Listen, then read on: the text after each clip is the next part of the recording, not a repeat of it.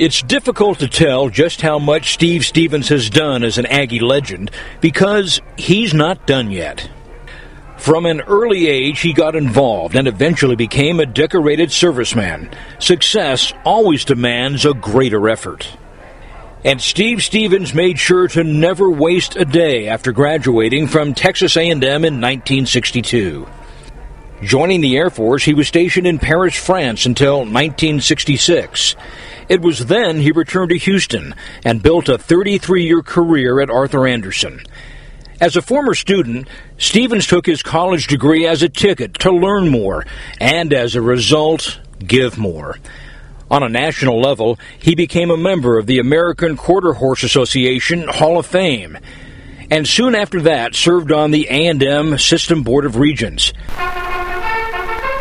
His journey to become an Aggie was unknown to him growing up in a small rural town in Texas on the west bank of Caney Creek in Wharton County because he liked another Texas university in Austin. I always loved the University of Texas, and Bobby Lane was my hero, and I didn't know anything about A&M before I went there. The only time he went to A&M was to take a placement test the summer after high school.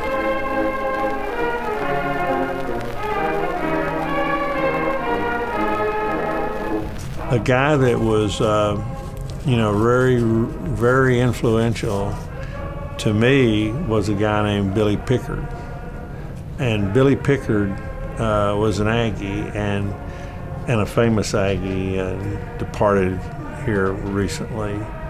But he was the trainer at my high school, at Brazosport High School, and I got to know him, and no one in my family had ever gone to A&M. I didn't have any connections with A&M when I went there.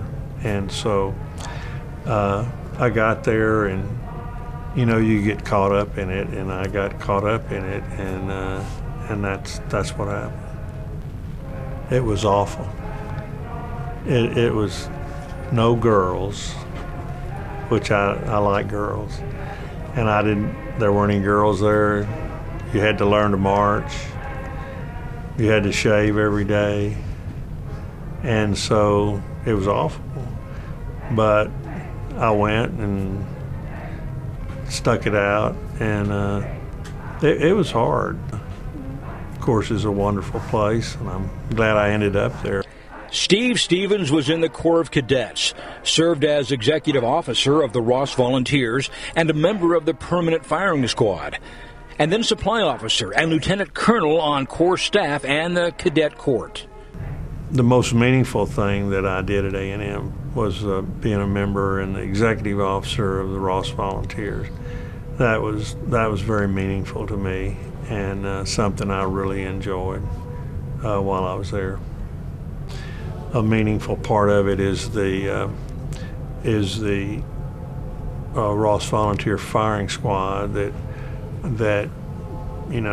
performs at Silver Taps and Aggie muster and those sorts of things. So it's a very meaningful part of A&M, and it was very important to me when I was in A&M.